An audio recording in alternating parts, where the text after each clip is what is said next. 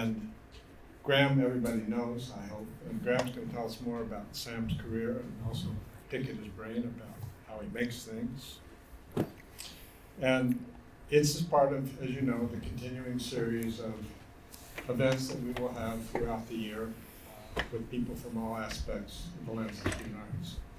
I thank you all for coming. I think we're missing a few people, but they'll probably trickle in. And all the best to everybody. Great. Grahame? Thank you.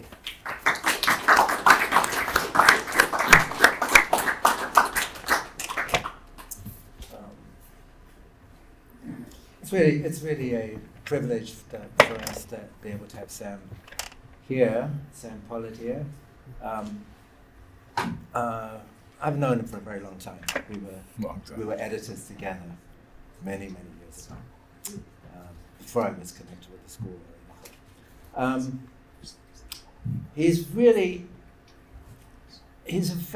become a very distinguished filmmaker, and I think he's probably among the most important documentary filmmakers of our time. And he's so prolific. Let me just read to you from his IMDb page. I assume you all know what IMDb is. So, this is what it lists on his IMDb page. Sorry. 66 works as producer or executive producer, with 4 oncoming, 66. 49 films as editor, 3 upcoming. 30 as director, and 3 upcoming. But I have to say, what distinguishes Sam, especially in his recent work, is not quantity, it's quality. His documentaries are truly fine examples of the form. And for that reason, since our department has always, for probably 15 years at least, we've always had people who've made documentaries as their final project. And I'd like to show you this evening how it's their filmmaking as much as their subjects that contributes to their excellence, irrespective of their significant and dramatic contemporary subjects. Because as we all know, a movie can have the most compelling subject and still be as slow as Aristotle's metaphysics. So Sam's work fall largely into 2 categories. Cultural, you can correct me if you think I'm wrong, just shut me up, okay? Sure. Largely into 2 categories. Cultural, about art, music, dance, poetry, major figures in the arts and culture. And political, often with a focus on the underlying multifaceted racism that characterizes American culture. Documenting, exposing, regretting, and suggesting ways to comprehend and address both present and past aspects of Black American history, politics, social issues, significant figures, etc. And a number of them include advocacy and activism. But these 2 things aren't separate in Sam's films, as we'll see tonight when we look at sections of the Drum Also Waltzes. So there's often a crossover between the 2 overriding subjects, culture and politics. For example, in the film The Drum Also Waltzes, which we've all seen, it centers around a great musician's biography and includes plenty of examples of his music, but it also addresses documents and discusses racial politics in the United States, and in this case, in Africa as well. So Sam's films are not personal. And I have to say that, and I'm raising that because the work produced in our department, also known as the Lens and Screen Arts, is often usually personal in one way or another. We are an arts department after all. Many students have produced documentary-like works for, I'd say, as I said, the last 15 years. For example, in our recent screening of 4 2024 thesis films, each took on a subject and produced a work that can broadly be characterized as documentary or at least largely non-fiction, but was inspired by each filmmaker's deeply personal interest in the subject. And that drove the whole film. So the first issue I'd like to raise with Sam, and I'm going to show you an example before I ask you to talk about it, is where are you in your films? And I'd like to start by letting the opening of the Drum Also Waltzes begin to answer. So that's you.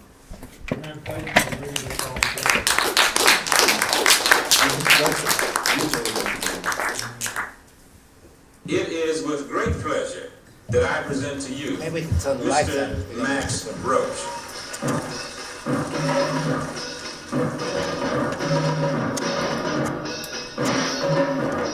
Well, jazz is to me a nickname. To me, it's synonymous to nigga and things like that. That's not a proper name for African American instrumental music.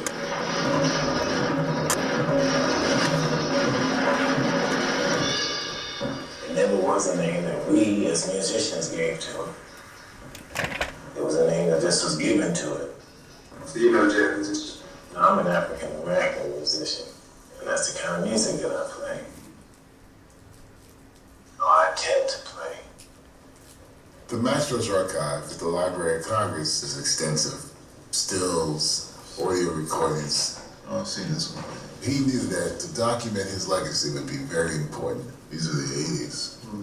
Check this out. I began this film in 1987, so it's 35 years. That's a long journey. In 1983, I was editing a documentary about the poet Langston Hughes, and one of the sequences was Max performing to one of Langston Hughes' poems. Seeing Max Roach sit behind that drum set, he had a regal quality about him. It was like no wasted motion, just wonderful, man. And I remember saying, somebody should do a film on Max Roach. I had never directed anything, I was just an editor. But in 1987, I was able to do my first sit-down on-camera interview with Max at his house up on Central Park West. I got the cameras on me, and Sam is shooting, telling us where to go, and Juan has got his camera on me now. And we shot Max and his wonderful band, The Boom, in a rehearsal session, performing Monk's tunes. So I've pulled from this film a number of 2-minute and 1-minute segments to try to raise a number of issues that I think come up. But here you are in the beginning of the film, you never appear again. So does this say kind of how you put yourself in these films? In this particular case, I wouldn't have put myself in this one. But it was our executive producer, Michael Cantor of American Masters, who suggested it would be important for the audience to understand the origin story. So that's why we did it. But going back to something you said about, in terms of being personal, personally, every film I do is something about me personally. Now, I may not be speaking like I am in this film, but it's always about something about who I am, where I come from. And the thing that began to really start me on this journey with Max is because as a young African-American man growing up in Harlem, I didn't have any politics when I was very young. It was only as I became an adult in my 20s and I met St. Clair Bourne, who I was doing that Langston Hughes film for, that informed me and said to me, I'm not just, as Max says in the film, I'm not a musician, I'm an African-American musician. And when people used to ask me in the early part of my career, was I a filmmaker, I would say yes. But as I started to evolve politically and socially, I always say I'm an African-American filmmaker. I'm an African-American editor. Because that was important in terms of grounding who I am and where I was going to come from, where I'm coming from, and where I was going to go as a filmmaker. So that's the answer to the question. Yes, but at the same time, the fact that you put yourself at the beginning of this film, in a way, gives a mark of your presence and who you are all the way through it. Yeah, but I'm saying, Graham, that I didn't want to. Yeah, but I'm glad you did because it works really, really I know. well. I do think it works. Right. But my initial reaction from me and Ben Shapiro was no. But then I embraced it. Yeah. No, I think I do think it's one of the films that makes the film very special because you actually only interviewed Max once, right? Yeah. And quite early. It must have been in It was in 1987. 1987. Yeah, And he's wearing a red shirt that says University of Massachusetts. that's right. And whenever we see that red T-shirt in the film, at least I thought to myself, oh yeah, this is one of the places that Sam is actually there. So Yeah. it worked for that reason too. That's I right. mean, That was exactly right. yeah. Okay, so let's go on to section 2. But before we do it, what I want to say about this is that this section establishes pretty quickly all of the elements that make up this film. That's right. All of the elements that are included in the film, which include archival footage, what we call cutaways, or what video people call B-roll. We don't like that word. Photographs and documents, interviews, personal family footage, no impersonal voiceover. And so the story is told from beginning to end by people who are familiar or comfortable or know Max or people related to him all the way through. And that was a very intentional thing. Ben Shapiro, who's my co-director, we said as we were beginning this process that we want to make sure we spoke to people, and musicians specifically, who were connected to Max, and we went out of our way to make sure we wanted to do that. Because a lot of times with these docs, you bring in, hit critics and historians, people who give you an overview of the music, and except for Greg Tate, I didn't want to do that with this film. I wanted to make sure there were people who were connected to Max. And that's one of the things that makes the film very special, but also that you manage to tell the story from beginning to end only using the voices of those people is kind of an astonishing thing. You've never had to film with somebody saying, and at that point, Max got very unhappy, some outsider voice. Right. And so that's one of the things that, from my point of view, makes this a really extraordinary film. That we see Max through the eyes of people that knew him and his family, and all the way through, and his music, of course. But I'd like to play the second section, because in the second section, this is only a 2-minute. All my clips are only 2 minutes. This is about in the first 5 minutes of the film, and it gives an example of every kind of element that we see in the film, and what it's like, showing you everything that, in terms, at least in kind of abstract terms, what the elements that make this puzzle up are. Okay, so that's part number 2.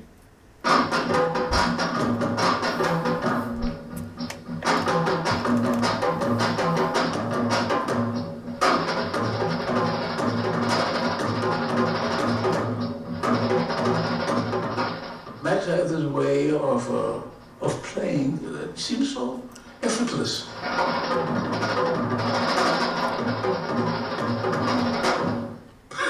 But when you understand what it is that it is quite unique, and it's it's deep.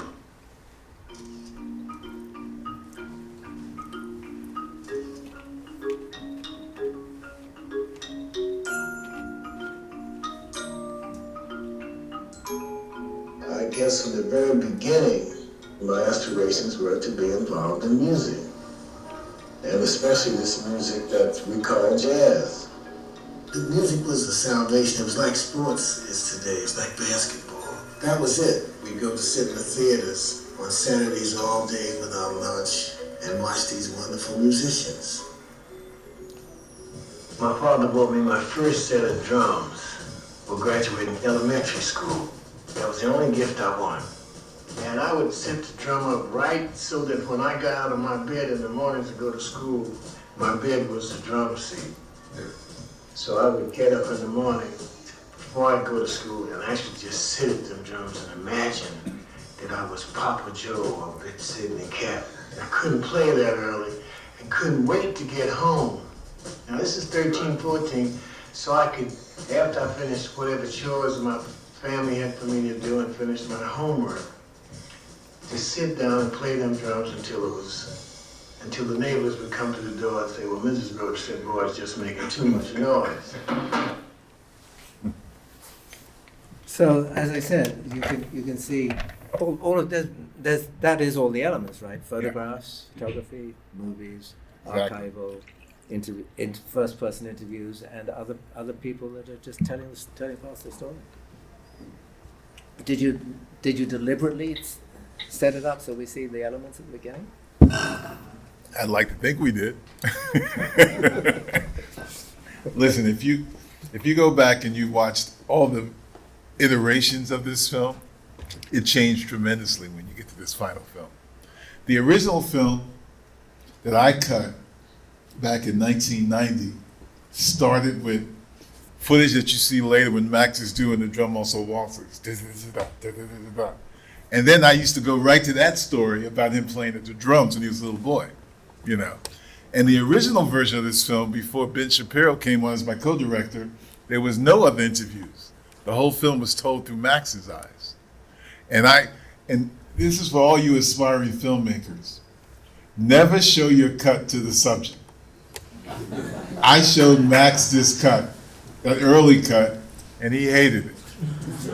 And that's what took me so long to finish this thing, because I became immobilized.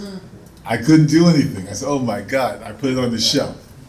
And until Ben Shapiro came along in 2014, this film was on the shelf, you know.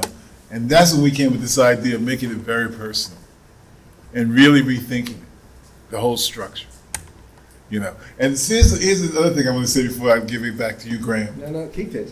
Filmmaking is a collaborative medium, which is very important. Sometimes you resist it and you fight it, but it sometimes makes your film better. That's number one. And the other thing that's important to remember too about this filmmaking is that it's a process, you know. And if you understand the process is trial and error, trial and error. And as editors, you learn that from the very beginning. There's many times, and Grahame can attest to this, that we put a cut together, doesn't work. You show it to your director, it doesn't work. Then you go back and you re-edit, and you re-edit, until it finds itself, it finds its voice. And that's what happened with this film. Go ahead, Grahame. Well, I'm going to say this to you, maybe some of you won't like it, but you know, we in this department, as you know, have a lot of photographers come in without knowing how to use a moving image, and for their thesis, they often make films. And the thing that is most difficult for photographers is revision, which is what editors have to do. They have to remake the thing because it's not working. They have to throw out their favorite parts. And I've noticed that the photographers, of course, they all have eyes, very good eyes. They all know how to see how things fit together. But when you say to them, okay, you have to revise this, they start again from the beginning. Instead of literally doing what we do when we edit text, which is we take out some words, add others, change paragraphs around. And this is, as Sam says, this is an incredibly important part of filmmaking. I've also been telling students for years, no, don't show this to the subject yet. Don't show it to the subject yet. It's a very, very primitive, it's a very easy thing. And sometimes, you know, I worked on a couple of fiction films, and the movie star would come into the editing room, somehow be allowed to, and there would be a close-up of him on one screen and a cut on the other screen. It's like, couldn't you get that shot in? I look really good in there. That made it very difficult. Okay, moving on. So yes, here are all of these very different kinds of elements. Some present, some past, some made recently for the film, some made specifically for the film, and they all have to be integrated into a seamless whole. And that's the job of the editor, of course. And this film I've seen a lot of films, of course, but of many films I've seen, I have to say this film has the most extraordinary seamlessness of all these different elements. You never say to yourself, oh, that's stock footage. And one of the things that I think is very special about it, which we'll start seeing very soon, and this is my next subject, is the functions of music in the film. Because you know in cinema, music is often used in different ways. One is as score, as background. As a source, there's somebody standing in the corner playing the flute, you hear them. And of course, this is a music film, so we're going to see both. But what Sam and his crew did so well in this film is the way the music turns from subject to scoring. So it accompanies what's going on in the film after it actually being Max playing. So yeah, I think this next section gives you an example of this. This section is 1 minute and 20 seconds. So I always go to Max's house and sit in the corner and watch and listen, because he always had all the heavyweights there with this new music. So one day Max said, "Hey Randy, play one of your songs for Charlie Parker." Man, Sam, I was like this, because Charlie Parker was not only a great musician, he was a powerful spiritual human being. Something about him is very, I can't explain it.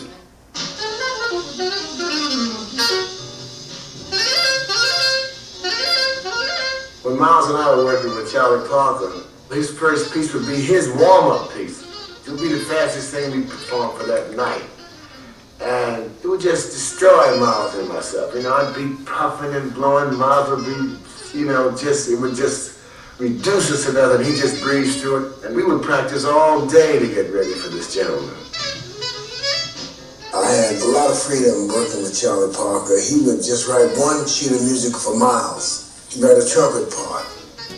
And he'd look over at me and just tell me that I had freedom to do what I wanted to do. I would find my own way.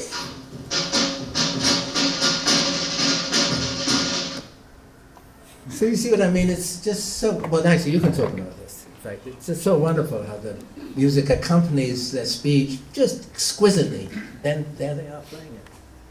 Well, this is absolutely the fact that I love the music. That I became a jazz aficionado at the age of 16. And I listened to everybody from Duke Ellington to Charlie Parker to Monk to Dexter Gordon to Ornette Coleman to the Art Ensemble Chicago. So, you know, this is the kind of music that I just loved, and it was just important in terms of understanding how to negotiate what you're saying between it being score and then also coming front and center with this piece with Charlie Parker. And that's what we tried to do every place, every step of the way. And, you know, I want to make sure I give a shout out to my editor on this film, a gentleman named Russell Green, who understood the music as well as I did and Ben Shapiro. We all loved the music. And we all want to make sure that you heard the music when it was in the foreground, and when it was in the background, you still felt it. And that's what we tried to do throughout this film, every step of the way. And I rarely say this, but Grahame is right. This is probably, for me, editorially, one of the most seamless films that I've ever done. You know? Well, and as those of you who work in film know, it's very hard to find the right music that goes with a scene, especially when it's a scene that has speech in it. When somebody's talking, to find the right music that's accompaniment that doesn't over-determine the emotion in some way, which is one thing you can do, and doesn't interrupt what they're saying in another. And somehow with this very complicated, fast, difficult music all the way through, it's always just right. It's just what you'd want to hear when someone's talking, and it's just what you want to see. So that's one of the great things about the film. Okay. It all looks great up to a certain point, this film. And in clip 4, I'm going to show you right now, it's 2 minutes and 41 seconds. First, politics slowly creeps into the film, and then drugs. And they don't make a big deal about drugs, but again, Sam and his crew found someone who could mention the issue of drugs that have affected everybody, especially in the jazz scene at that time, and it was heroin. So this is clip 4.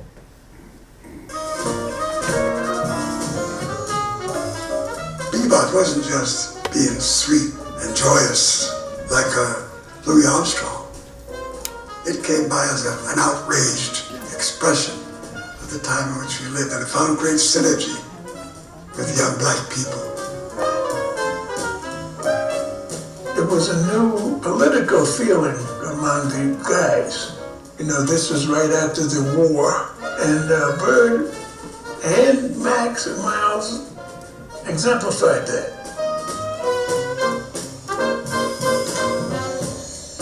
I'm just so glad I came up with that kind of influence, because they were so progressive, and the goal was to get jazz musicians so they did not just have to entertain. They wanted to be an artist just like Stravinsky.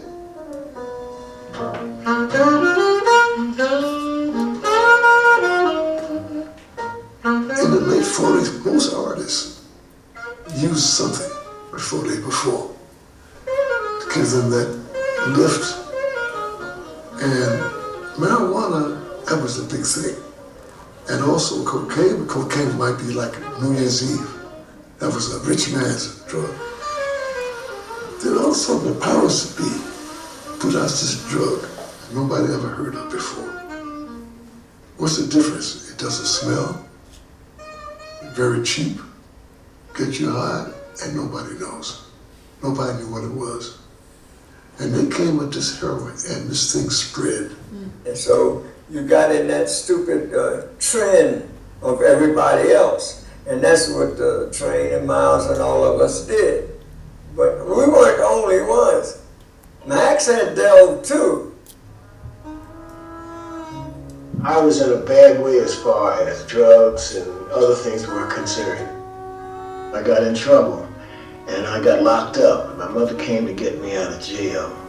She did day work and she scrubbed people's floors.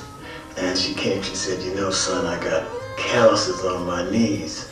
And I thought she meant from scrubbing floors. So I said, Mom, when I get out of this nonsense I'm in now, I'm gonna see to it that you don't have to do that anymore. She said, no, son, I'm not talking about working, I'm talking about praying.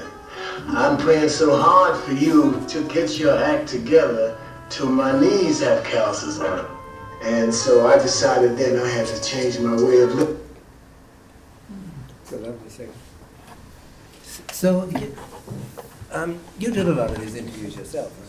Yeah. I mean, some of them were obviously archival, but All the musicians I did. all the musicians.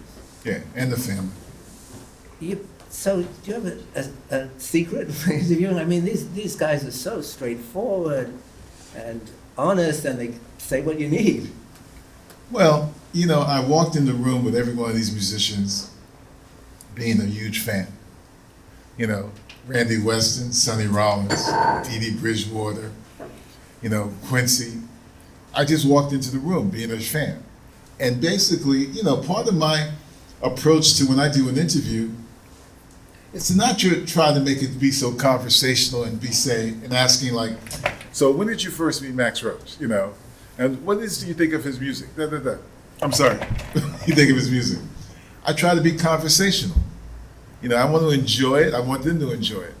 And I want to be able to have them speak honestly about their relationship with Max. When Jimmy Heath talks about Max delved too in the drugs, you know?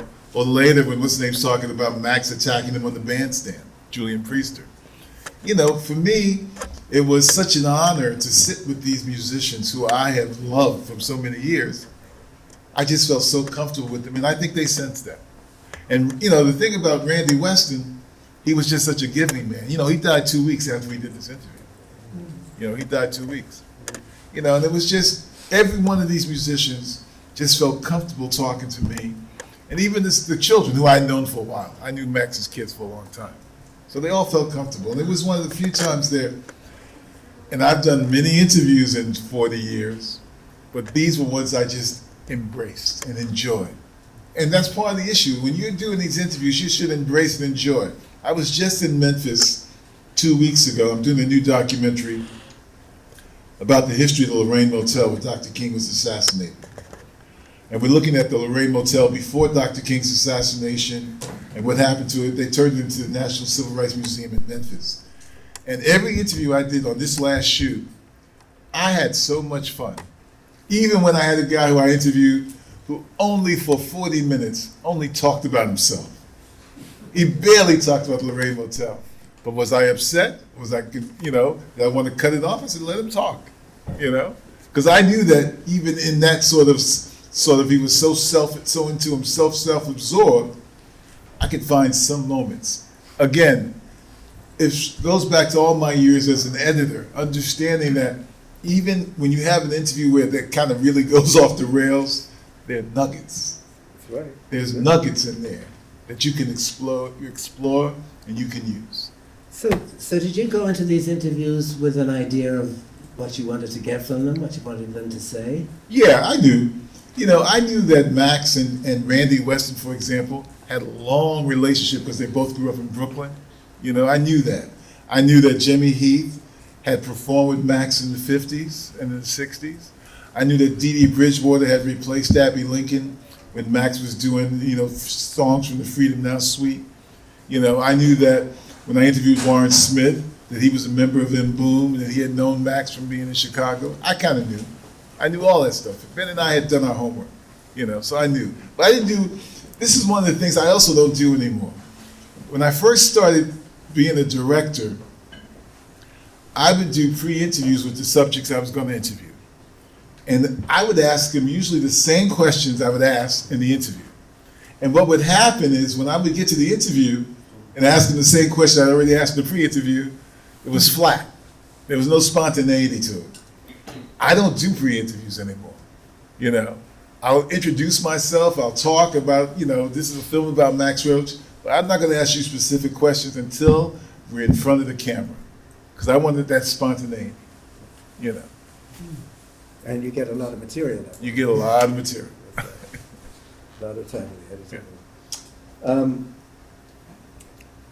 Okay, so then, interestingly enough, there's a long section about Clifford Brown, which I'd like to show you the first part of. And this is an important issue that comes up if you think about the film, of how the whole film as a whole is structured. Because the interview with Clifford Brown and Clifford Brown's place in there is very, very positive, and everybody's in love with him, and they're all having a very good time.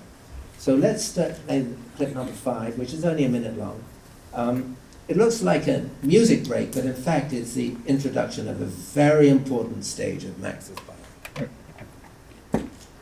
This was about 1953 on the West Coast, and the great Clifford Brown, Harold Land, and Richie Powell, and George Morrow was the first quintet that we made some records with that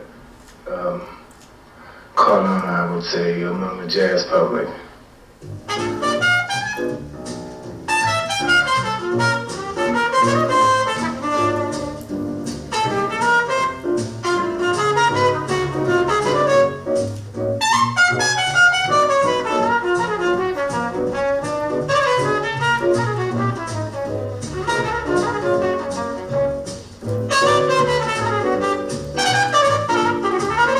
The first time I saw Max Roach perform was in Chicago at a new nightclub called the Beehive. It was Max and Clifford Brown. So as you can see, Clifford Brown is going to have a very important place in Max's life. He's certainly not the most important musician, one of the great musicians that he played with, but in the film it looks like he's the central character in Max's life at this point. And that you did, of course, for a very good reason, which you all know already, but let's hold back.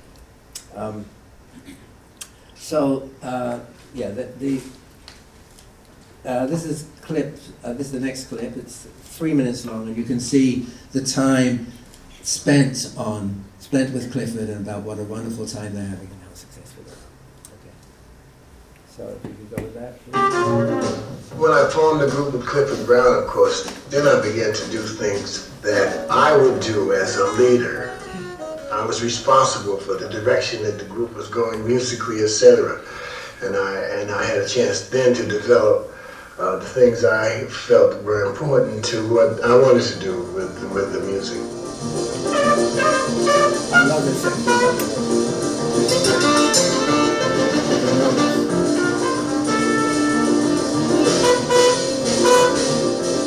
Beautiful. Max and Clifford Brown together, incredible, man.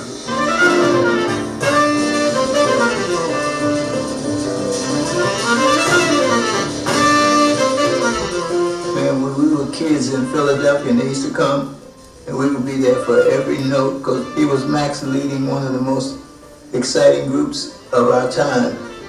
And Clifford was like a star out of nowhere.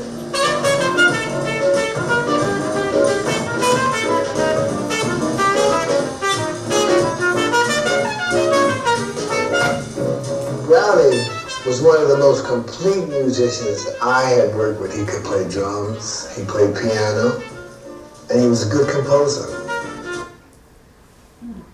So he becomes a real central character. Can you talk about? I mean, this part is almost like a music video. Can you talk about how you came up with this idea of showing the music? I would love to take all the credit for showing this music on Parisian Thoroughfare, but I have to say Ben Shapiro, my co-director, it was his idea, and Parisian Thoroughfare is one of my favorite Bud Powell compositions.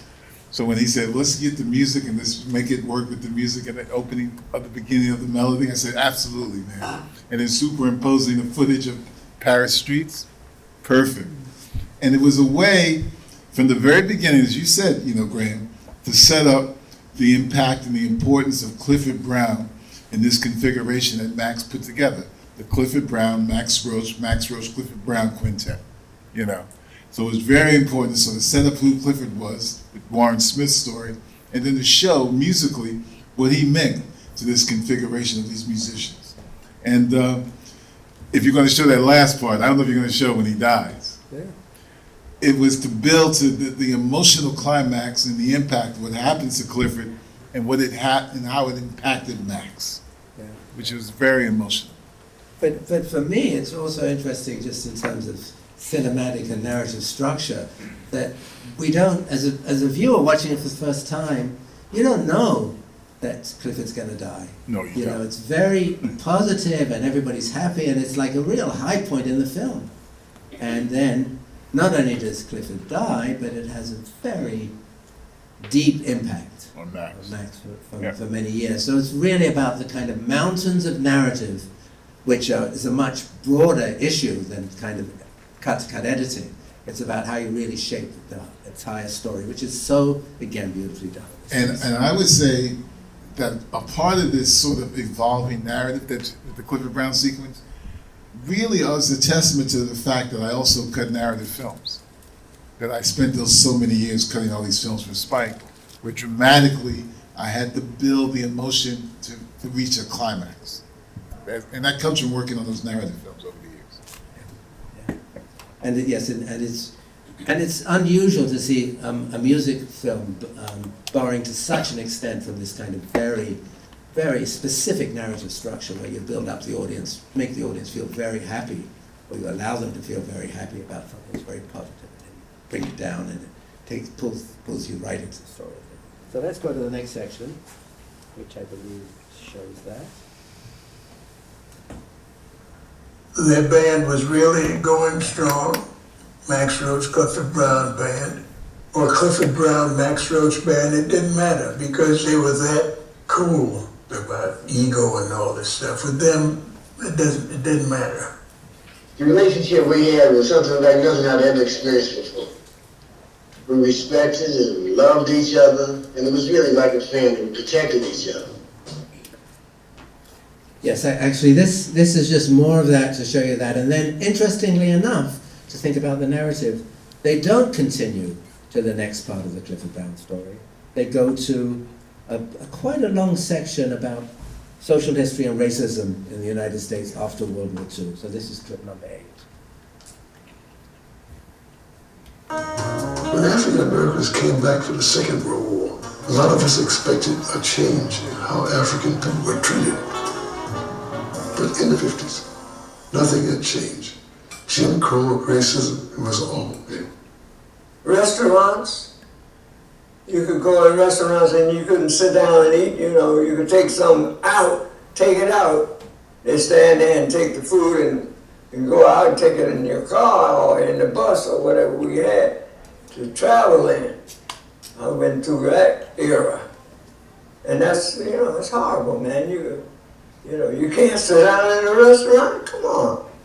What am I going to do? So it was tough being a black musician back then. Oh, definitely.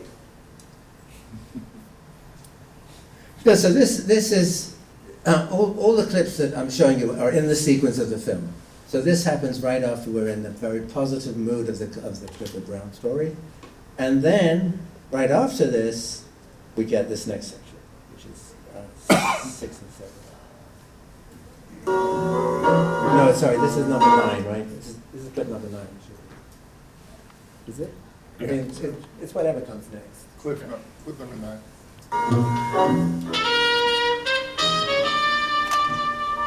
So they go back to Clifford Brown after that section about racism.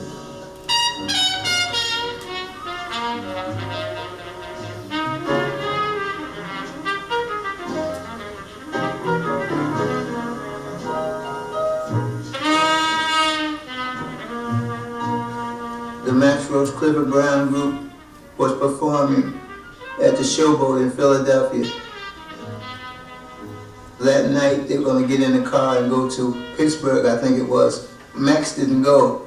That night he was going to go the next night and meet them there or something.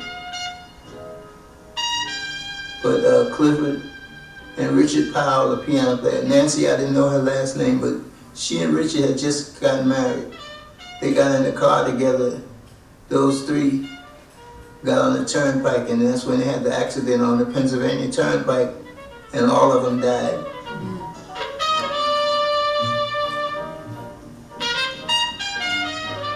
I was at a session, we got a call that Clifford was in a car with Bud Powell's brother and his girlfriend. It was raining. Clifford was laying down in the back seat, and the truck hit them, cut his body in half at 25. Got killed. Imagine what happened if he lived to 50. Boy, he was something else. Gee, this is hard for me to try to recount, man. It was because it was such a bad day. It's just a lesson in life. You learned a little bit about life, because Brownie was like a little angel. You know, that was like an angel. How could something happen to Brownie? And when that happened, of course, everybody was, you know, we was crying like babies, all of us.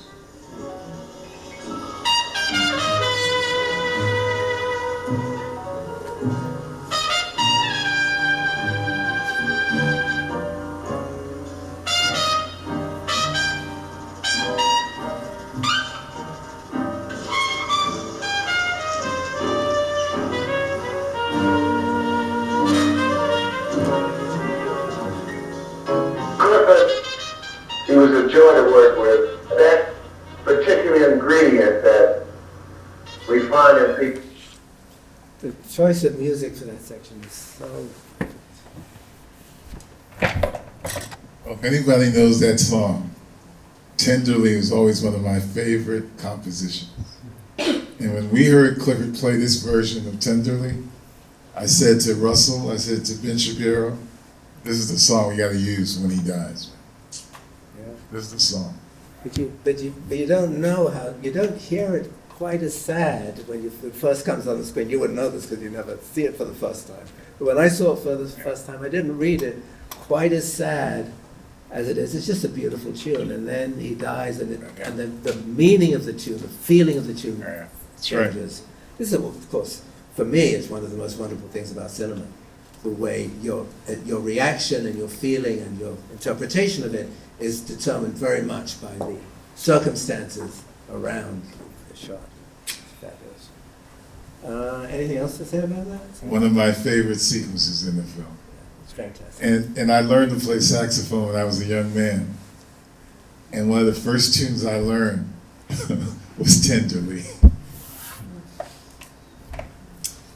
So, Max has a really bad reaction to the death of Clifford Brown that goes on for a number of years, and that's what the next section is going to show. Okay. Drive a man, he made a life, but don't marry his wife. No, sorry. But I think I dropped that section because I thought it's going to take too long. So yeah, he has a very bad reaction, and lasts for a number of years, so we've gone from up to real low. So this is a documentary film with a very precise narrative structure. Well, I want to say something about that. When Ben and I put this together and we showed it to his children, we did show this rough cut to his children, we knew that they would feel a little hesitant about seeing how angry Max Roach could be, how volatile he could be. But we also knew in this particular film, we were never going to change it. You know, we wanted people to understand all aspects of Max Roach. As much as I love Max, and I spent 7 years with Max off and on after I did this interview, I always feel like it's important when you're doing a documentary about someone who you care about, you show every side of them. You know, and it was just important that this part of Max's life, this volatility, that we show it. We didn't want to, you know, evade it. Yeah, I'm sorry we seem to have lost clip number 9 because I did have. I have the last one there. You want I got one more still. No, I know. There was 9. Some of them, I think it was me that lost one. So now we have the next one, which is number 10, right? We become a little. And this is about Max's politics.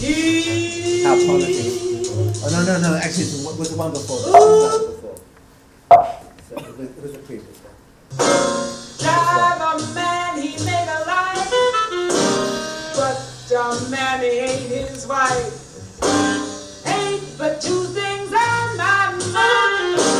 Drive a man and quitting time. I became an advocate, I guess, politically speaking. We thought the country was going to change and things were going to be better in education and labor and equality and all this. It was like the dream that everybody was hoping would happen. So I got caught up in it intellectually, emotionally, and musically. Since I had the stage and I was recording, if I could say something, I said it, whether it was through my music or whatever, because I have a stake in this country as well as anybody else.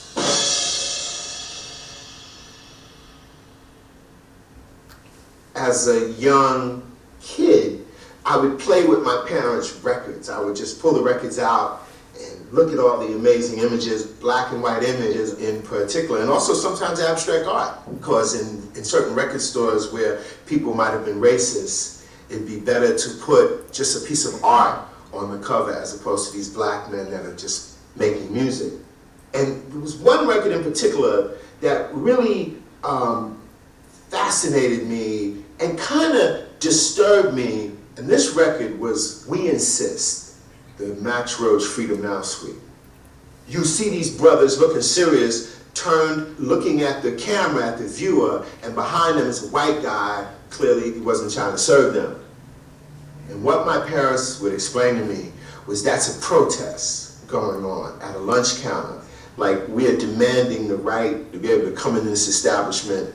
We insist on these rights. And later when I would grow up, I would learn that this was what many people consider one of America's first official protest record. Yeah. So yeah, this is one of the ways that you can see how politics actually creeps its way into these cultural films, right? Well, you got to remember that we're in the height of the civil rights movement, and Max Roach was unique in musicians, maybe along with Charles Mingus, who decides that his music is just not about entertaining. It's got to have a social and political point. And so when he did this album with Nat Hentoff as the producer and got involved with Oscar Brown Jr. and Abbey Lincoln and Maya Angelou, he created, a seminal piece of work. And from that point on in his career, much of his music had a political bent to it. I remember seeing Max at the Village Vanguard once, and Lorraine Gordon, who ran the Village Vanguard after Max Gordon died, she said, I love Max's playing, but I wish he would stop talking about politics. And he was never going to do that. That's what made him so special to me. So The last piece I have to show, and then we will open the floor to questions from you, is when he moved beyond part of the politics of America into the politics of South Africa in particular, which has a special meaning to me because, I was connected with South Africa for the early part of my life. And I didn't know that Grahame was born in South Africa. And I'm going to South Africa on Saturday. So it's very surprising. So this is clip number 11. I didn't go into the funeral or anything. That's all right. Okay.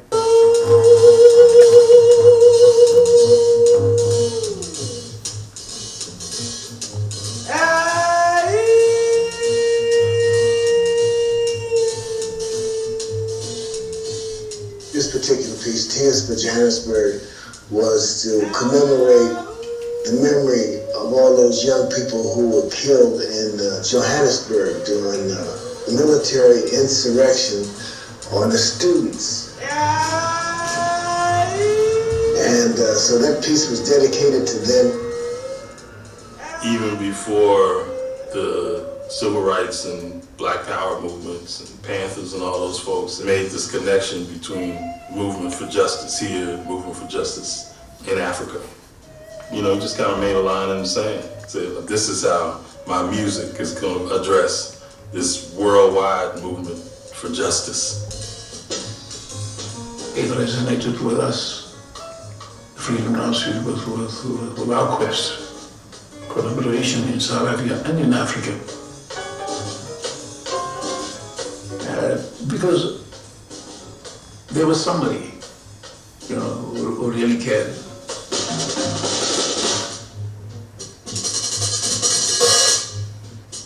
He made us all understand that there are no boundaries. There are no boundaries in human experience. There are no boundaries in music. Because that's work. It's really about how you relate to another human being.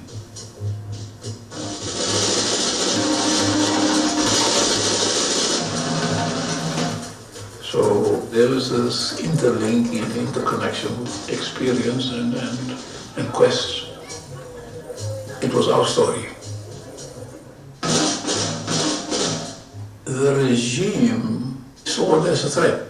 The music was subversive, and that's why they banned it. The album was barred from being further imported into South Africa, and it reached the national press and it became a light hit. It almost reached the kind of popularity that went into pop records because the Times warranted it. The apartheid government said in the future they were going to keep an eye out for work by a Negro artist from America that had the word freedom in it. So that's those are the clips that I've assembled. And do you have anything to say about this last piece? I mean, in a way, it's not only a documentation of this political situation, but it itself presents the political situation to the viewers of this film, and I think that's a very important element. Yeah, I think we're trying to do a combination of both. Understand the political, where Max was coming from politically, and then again, bringing the elements together of the music, of the voices, Abdullah, Greg Tate, to speak to what Max was dealing with at that time. Interesting sidebar. Abby Lincoln, the wonderful Abby Lincoln, the only interview I tried to get that she said no.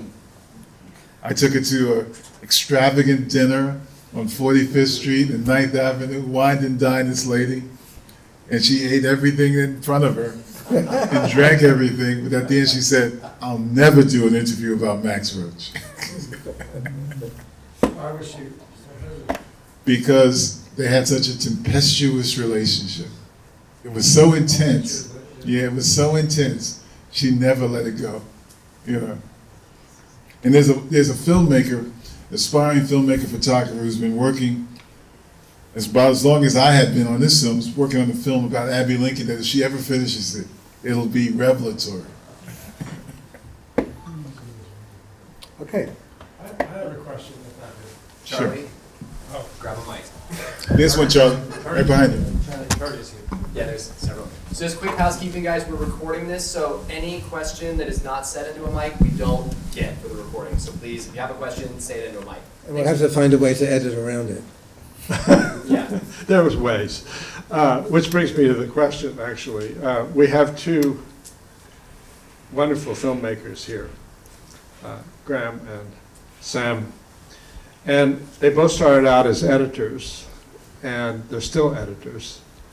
And what I'm interested in is the fact that you are the editor and the director, and what that does to your objectivity, or does it enhance your power, if you would, as a filmmaker?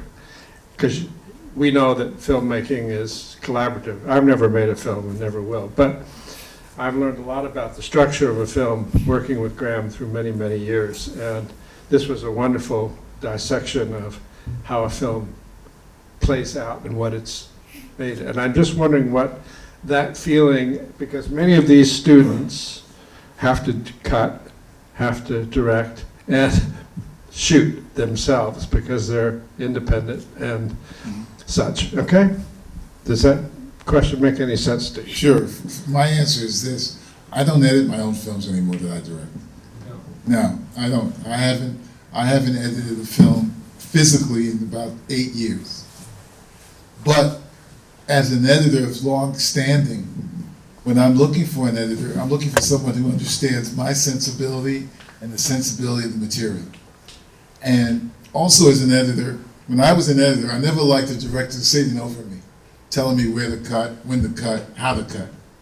And I had that same respect for all other editors. But as an editor for so many years, I know what I want to see, and I know what I like and I don't like. And I'm very articulate about that. Grahame can speak to this. There's some directors who can't articulate what they don't like and why they don't like it. I can. And that's because I've been an editor for so many years, So I don't edit myself. I mean, I always say that if I have to tell an editor exactly what to cut and how to get the emotion, then I should sit and cut it myself. And I have a strong trust in most editors I hire. I don't know how Grahame feels. How do I feel? I had the wonderful luck as a film editor for many years of working with people who were making their first film, which put me into a kind of a position that was a little higher than editors, because they would all be, many of them wanted to make fiction films, and they'd have a script, and they'd shot to the script, and you always have to rethink the script when you're in the editing room. That fell on me. So my work as an editor wasn't exactly as if I was working with someone like Sam, which I probably would not particularly want to do, actually not because of who Sam is, but because, I like to have the kind of power and control that I had as an editor for many years. And of course, when I make my own films, they're not like this. I couldn't possibly make one of my own films that would look like this. I'd have to have the kind of crew and collaborators that Sam has. The kinds of films that maybe some have seen are very different there in the world of experimental film, which one treats the medium as an artist would treat it. So it's a different animal in it. Okay. Any other questions, comments? Gentlemen? Hi, I'm Brett. I'm a student here, and thanks so much for coming to share with us. You talked about his children a bit. I wonder if you could talk a bit more about them and how you thought about them present in the film. They seem to function very well as both their own characters in a way, but also sort of adding a dimension to Max, their dad. And you mentioned that it was sort of challenging but important to you to include them. So the first thing that Ben and I both knew is that we had to sit down with the family to get their blessing about doing the film about their dad. And we sat in a room in Midtown with their lawyer, and we talked about how we saw this film, how we envisioned it. We worked out the financial issues in terms of how we want to license the music, a lot of music that was Max's. But we also knew that at the end of the day, it was going to be our final cut. And sometimes you work on projects like this and you don't have the final cut. And you got to really negotiate. I don't know if anybody read that article in the Times a few weeks ago about Ezra Edelman dealing with the Prince estate, making a series for Netflix about Prince. Man, that's a hornet's nest. We didn't have that hornet's nest. When we got to a rough cut, Ben and I, that we felt good about, we invited Raoul and the two daughters, the twins, to the screening to see it. And we came out of that screening knowing that there would be some issues, particularly around the stuff when Max was violent and physical. And we knew that Raoul particularly would say he didn't feel comfortable seeing that on the screen. But we always knew we were never going to take it out. And we didn't push back hard, but we pushed back. And they came on board and they understood it. So when it came to interviewing Raoul and Daryl and Maxine and the two twins, they were all comfortable with us. I interviewed them all. I mean, except Daryl. Daryl was in California, so Ben went out to California and interviewed Daryl. And I would say to you, we screened this film in Brooklyn, around the corner from where Max grew up last summer before last, in one of those outdoor screenings. And the twins came and Raoul came. They saw the film with a great audience, and they loved every moment of it. And they've been extremely supportive and positive, which is, which can be tricky with family. Yeah. It can be tricky, And sometimes I worked on films where I didn't engage the family. When I did that film, MLK FBI, I never made a call to the King family, not one, because I knew they were going to be an issue. So you always have to figure out what the dynamics will be when you're dealing with a family. That's great. Thanks so much. You're welcome.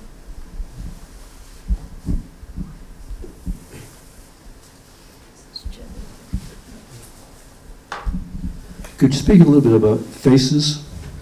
You seem to be, maybe I got the wrong impression, but there seems to be a concentration in a lot of your movies on faces. Really? Yeah.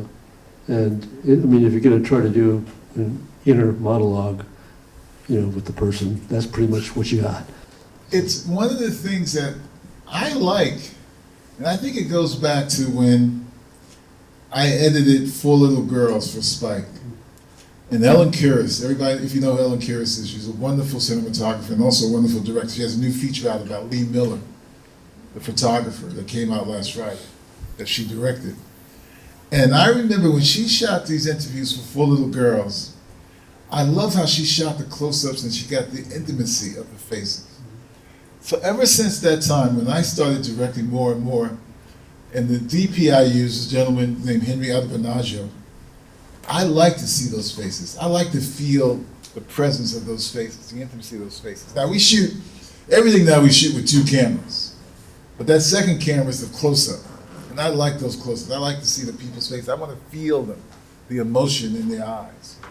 So that's why you probably see a lot of faces in these things there for me, Without meaning to rhyme, spaces. Spaces in film is important in terms of rhythm. You want to be able to, when you're editing a film, this is my philosophy, you want to be able to have moments where there's breath and moments where the audience can just sort of engage and remember what they just saw or heard. And sometimes, in this world we live in now, everything is, and you want to try to change the rhythms. If you listen to one of Max's solos, one of the things that's special about his solos is how he changes and alters the rhythms.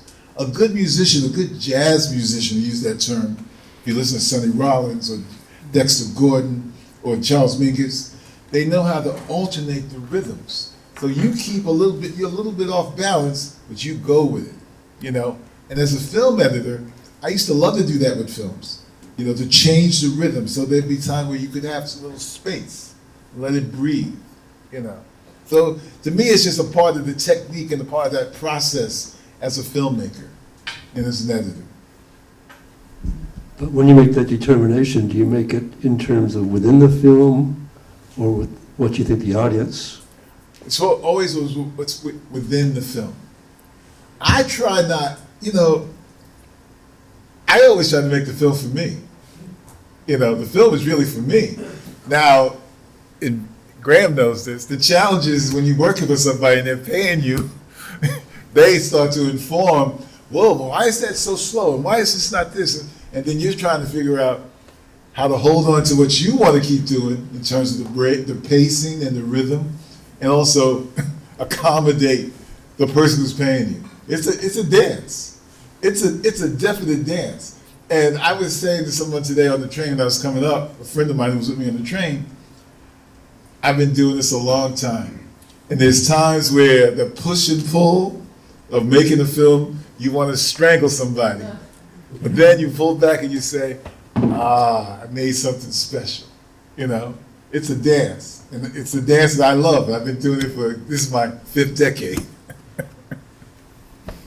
Thank you. You're welcome. And those students in the back got questions? I know, yeah, we got to get some questions from the Come on, back. students. I had a sort of a two-part question. One of the things that I really loved about the Max Roach film, especially because it sort of shaped the arc of the film, was in the beginning when we got to see the origins of it, and we got to see you sort of, that it began over 30 years ago, and that you had this idea, you wanted to make this film about Max. And so I guess the first part of this question is, that hunger obviously there to tell that story about Max was there, but how did you make that sort of transition from being principally sort of an editor to start making your own films and being a director?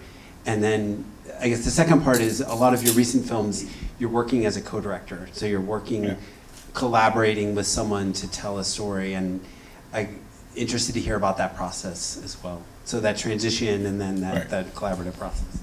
Well, the evolution of wanting to become a director was complete ego. It was, and Grahame can understand this. You know, I would look at people's footage in the interviews and I would say, they didn't ask the right question. They didn't get the right shot. You know, I could do better than that. I've never allowed that thought to come into my mind. And so, in 1985, I was working on a children's show called 321 Contact. And I got a call. I had an assistant editor who had just come off Eyes on the Prize 1. And she said Henry Hampton, the executive producer, was getting ready to do Eyes on the Prize 2, and he was looking for directors. So she says to me, Sam, why don't you call Henry and pitch yourself? And I was reluctant, and I said, oh, why not? So I called Henry, and he said, why don't you come to Boston and have an interview? I did, and he hired me.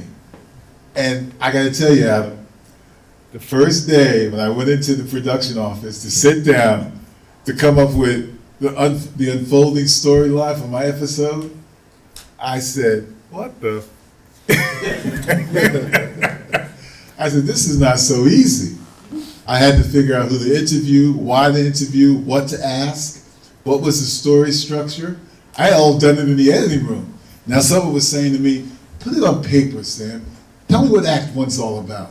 Tell me how you're going to transition to the inciting incident for Act 2. How are you going to resolve to Act 3? I said, oh, shit. This is hard. And then when I went out and did my first interviews, I was a mess, man. I was nervous. I was scared. I wasn't sure I was asking the right questions, you know. And then I thought when I got to the edit room, it would all come together like that. It didn't. And I almost got fired. The executive producer, Henry Hampton, said he had seen the first, when I showed him my first rough cut, he said it was the first rough cut of the 4. And he said to me and my co-director, you're either going to make a better cut the next time, or I'm going to fire you both. And he also, and what really hurt my feelings was, because I was cutting this too, he said, I thought the editing was terrible. I hired an editor, man. And I said to myself, I looked in the mirror in Brooklyn where I was living, I said, you're either going to be a director or you're going to die. And I became a director. Now, the answer to the other part of your question about co-directing, in the last, I would say 5 or 6 years, since I'm pretty proactive about working on films, I start to understand that I could have a co-director. My ego has changed. Because at the very beginning, when I was on Eyes on the Prize, I was co-directing with another person. I was terrible to her. I was absolutely atrocious. I insulted her. I was awful because it was all about me, making my film. You know, and if she got in my way, I was going to stamp out like a bug. I don't believe you, sir. It's the truth. That's the truth. That's true. But in those 20-something years, man, I have become more confident, more secure, and believe in myself. Not to say I don't still want to like strangle somebody, but I know how to collaborate better. I know how to have a give and take. I know that sometimes my ideas can be better with somebody else giving me some feedback, and vice versa. So I've become a better collaborator as a co-director. Better collaborator. With Ben Shapiro, who I had known for 20 years when he was a camera person, we had a wonderful collaboration. You know, when I did the film South to Black Power with Lou Smith, again, a great collaboration. Not to say we don't argue and we fight and tussle, but it's different. It's a part of the process, you know. And everything to me about making film is about evolution. It's about me not only being a filmmaker, but about being a better human being.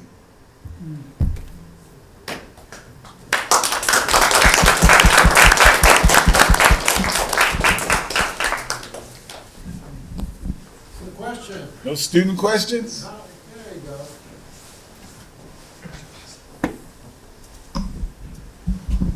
Hi, thanks for everything. Thanks for all. Hi, thanks for all the stuff you talked about today. I want to ask you more questions. Sure. You talked about how your interview style now is very, you go in kind of blind, like you're not doing pre-interviews anymore, and that's a lot of spontaneity. How do you facilitate a spontaneous shoot, but also anticipate the edit? How do you kind of go through a shoot and just kind of, do you even think about how this is going to look in the editing booth, or do you just kind of go in and you shoot and you figure it out later? Kind of expand on the story that you were telling earlier about you hoped you were going to figure it out. Even though, you know, I try to make the interviews conversational, the important part of that process is doing my research. Reading the material I need to read, going over the questions I'm thinking about asking, having them all written out for me, even though I may not sort of refer to them all the time. Really doing my research. Someone reached out to me today and said, I'm trying to put together a film about the 1927 Yankees and why they were such an important baseball team. And he told me about a book I should read. First thing I'm going to do tomorrow is when I get back to Baltimore, I'm going to go to the bookstore and I'm going to buy this book and take it on the plane to read, you know. Because it's part of the process of making documentaries, particularly if they're social issue documentaries or historical documentaries or even biographical documentaries, is doing your research. It's very important, you know. The other thing that I'm always thinking about, because I was an editor, is what's the interview going to look like when I put it together? What are the elements I'm going to need to shape the story? Now, sometimes I know it's going to be archival. Sometimes I know it's going to be evocative footage, because I don't even like the term B-roll, you know. So We don't use the term B-roll. Yeah, okay. So today I had to talk about, I'm doing a shoot in South Africa about Desmond Tutu. And we had interviews lined up, but then one of my executive producers came up with the idea, well, you should shoot some more evocative stuff. What are you going to shoot? So I came up with a list of stuff to shoot. Now, there's a part of me that says that's an important element to maybe shoot. I'm not 100% sure how much I'm going to use because there's so much archival on Tutu. And with that archival, which I've seen a lot of, I can still make it intimate. I can still make it intimate. That's the goal. To me, it's always about trying to create the intimacy in the storytelling. You know, that's important because I'm a storyteller. You know, so that's what's important to me. I watched a documentary the other night about Alan Pakula. Anybody know who Alan Pakula is? All the President's Men. You know, what's the other film he did? What's the other one? All the President's Men. Huh? You know, what's another Alan Pakula film? Comes a Horseman, a bunch of them. And I was listening to these filmmakers, actors talk about his process. Even though I didn't think it was a great film, I love the idea of them talking about the process. Again, going back to what I like to talk about, the process of making a film, the process of bringing people together to figure out how to collaborate and to make a story come to life. Now, to answer your question about when I'm on the set, getting ready to shoot an interview, I want to feel like we're an army that has on a mission, but this is a mission that we want to enjoy. You know, it shouldn't be stressful, shouldn't be crazy. Sometimes it is, but you try to tamp that down, make sure you get the most out of your crew and out of the person that you're trying to shoot, be it in an interview or be it in a verite setting, you know. And as I was saying earlier, I enjoy this process. Sometimes it can be stressful, you know, and intellectually challenging, but I still enjoy it. Thank you.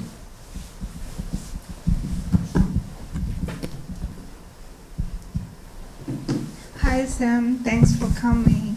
My And pleasure. this is probably a technical question because I saw in your film there are so many different materials from archival footages and stills and sit-down interviews.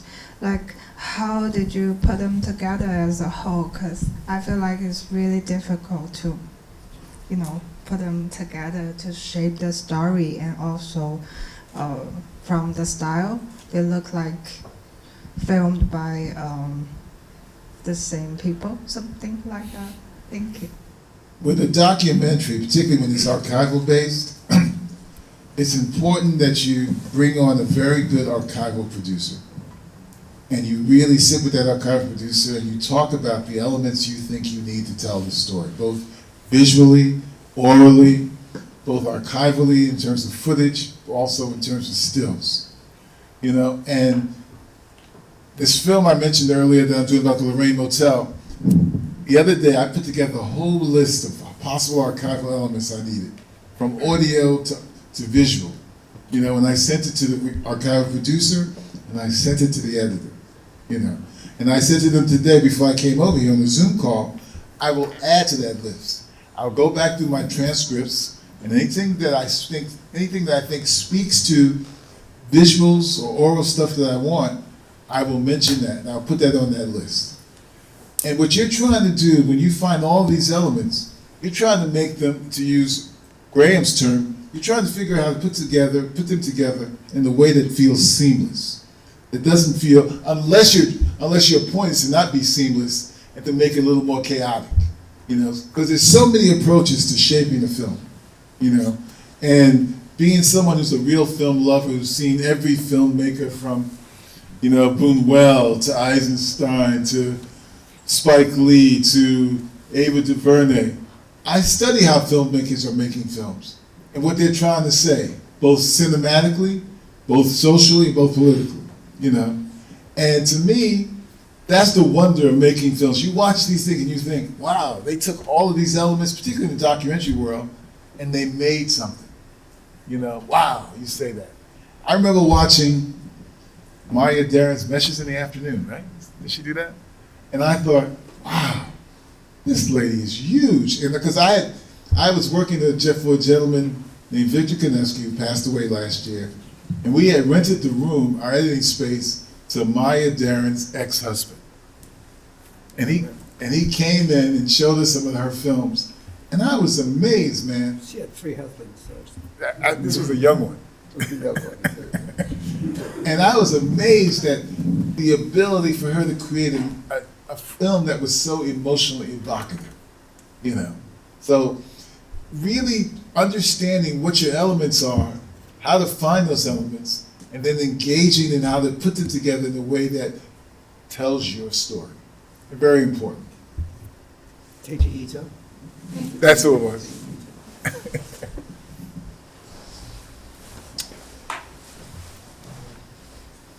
What is an archival producer? I've never heard the phrase. Yeah, archival producer is someone who's basically really experienced at being able to go to different archives and find material. You know, be it CBS or Getty or ABC. There's so many archive places. They know archives. They know how to find stuff. Now, because the internet's so, open to everybody, I do it too sometimes. I'll go and look at material. But if I want someone to do it day to day while I'm doing something else, I hire an archive producer.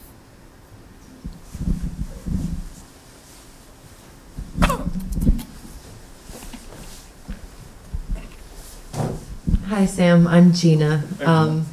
I'm a little hesitant to ask this question because it's big, but it's an open question. You've been making documentary films for a really long time. What could you tell us about the state of the industry now? What films? I don't know how to make that question smaller, but maybe sort of where we are, having documentaries peaked, and yet there's still small and beautiful intimate films that are also finding audiences. I would love to hear your reflections. Well, 2 years ago, 2.5 years ago, I was involved with 4 films as a director. And over that period, they all came out. And the money was there for every one of those films. The last year, the documentary world, the commercial documentary world, has been very tough for films to get signed off on. Places like Netflix and Amazon and Apple Plus, what they say to you when you go out and pitch, is it crime driven? Is it celebrity driven? Is it sports driven? And if those elements aren't part of that sort of pitch, it's difficult to get a green light now. Now, it's not to say they're not independent documentary filmmakers making small, intimate films. They still are. They're not doing it for a lot of money. They're not being sold to those big streamers, but they're out there. But that period when it was sort of like this major documentary renaissance has subsided. Now, those of us who are optimistic believe they'll come back. But if they don't come back, I'm still out there trying to make a film. I got these 2 films I'm doing now that's been independently funded, the one about Lorraine Motel and the one about Tutu. I got 2 shorts that I'm doing. That's one of them I'm bankrolling myself. It's not costing me a lot of money. The other one, I put together a sizzle reel hoping to raise some money to do it.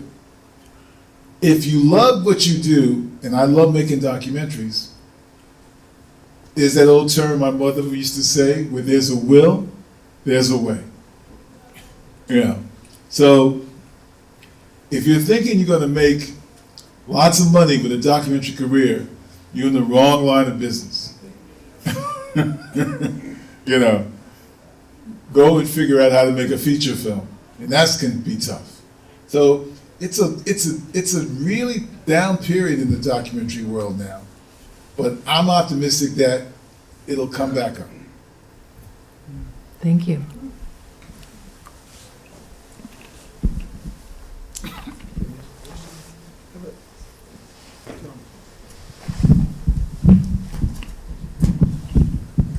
Thank you very much for being here. As a, I guess I'm in that 5-year mark. I'm sort of a student, so this is like a student perspective question, I think.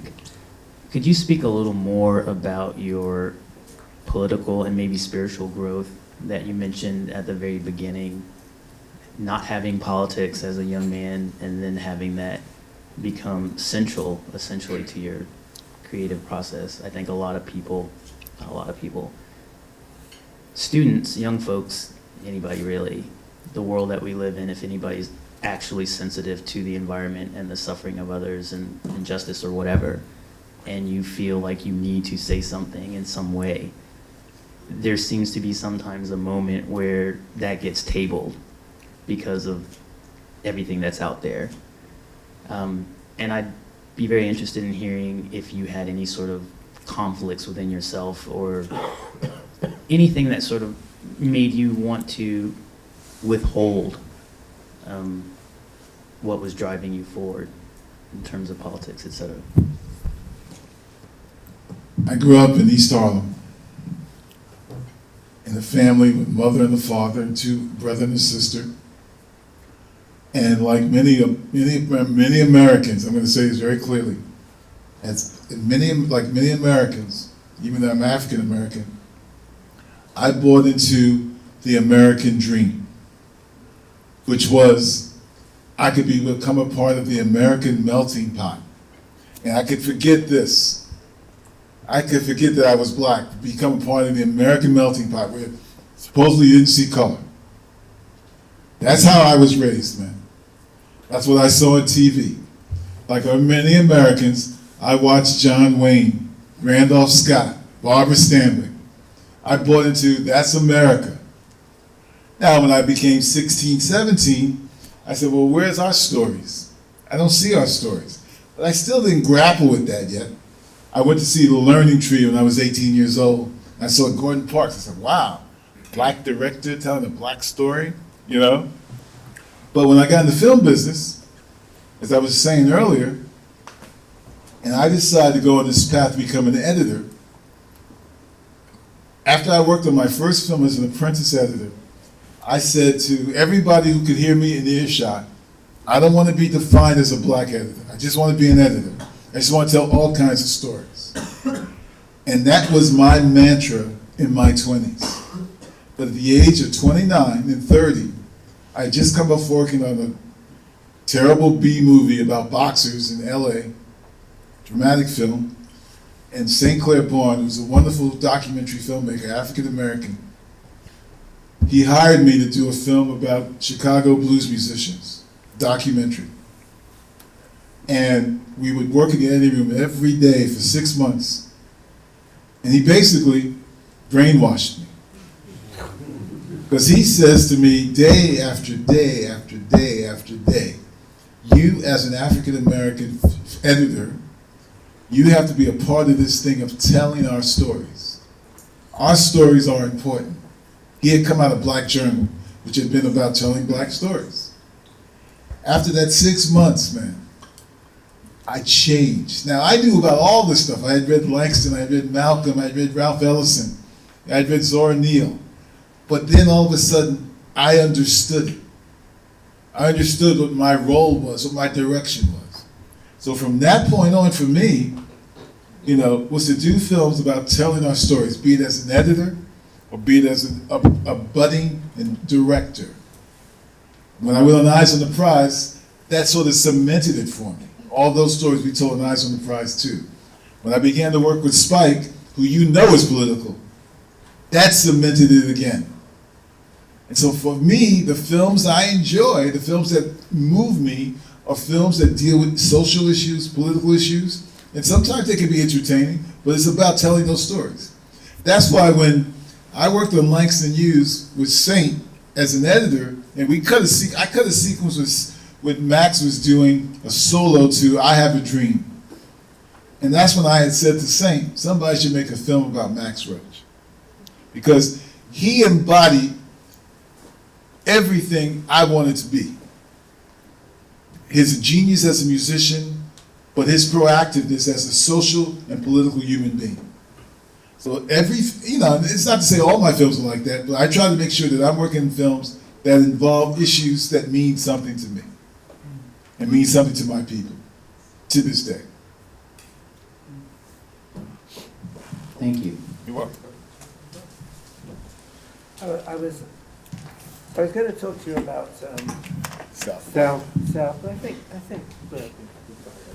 Yeah. If there are no more questions, I just want to really thank Sam for coming, and it's been very insightful for me, I have to say. It's been a great pleasure for me to work through this and to work on this piece, looking at this film so carefully, putting this piece together, and hearing Sam talk. We haven't seen each other for years because he lives in a different place. And, we did work together many years ago on the same project.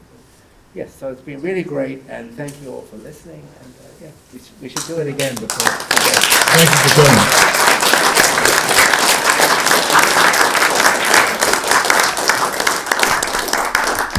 Well, thank you all for being here, but you know, this has really been remarkable, and I think the camaraderie of these two men is obvious, all the years of separation, but also a view of the power of making a piece of art, a piece of film, a piece of a story. And for the students here, you know, there's a lot of labor, but that labor has to be fun and it has to have meaning. And I think Sam and Grahame both are the embodiment of people who care about that process, about what it is to make it, not just what it is. So thank you both, and we're honored. And thank you. Sam, you can come back anytime you want, you know. Yeah, we should do this again next year. We want to talk about the next films. Okay. We're going to dissect them, cut them up, and if you want us to look at the roughs, we'll be happy to. My pleasure. Okay, thank you so much. My pleasure. Is that guy still alive? That last husband of hers? That last husband, Maya Jaren, she's still alive? I don't know. I don't know if he's Assistants, please help put away the chairs. Thank you, thank you, thank you. No, he was in his, I think he was in his 40s or I something. think she married him when she was probably 40, and he was probably, I think he was a teenager. I have to go home. I'm not in good shape. Get some rest, man. But, yeah. Get some rest. But thanks, that was great. And if I'm here next year, thinking this is maybe my last year, but if Sure. I'm here next year, we'll call you back. No, absolutely. And we'll do another film. That was a lot of fun. My pleasure. What happened? Do you remember Kathy? Remember Kathy? Yeah. How you been? Good seeing you. I hear you moved by hometown. Yeah, you're telling me. Isn't that funny? I hear you. We didn't do it for political reasons, but Just for the charm, York City. Prices. Prices. Yeah. Ben used to always say that. You know, we were from here. It was small town. Oh, really? I would say we may move back. My wife's not exactly, she loves the place we have. Right off the harbor. I figured you were. Yeah, she's just not feeling the vibe. I went to New York City. I know.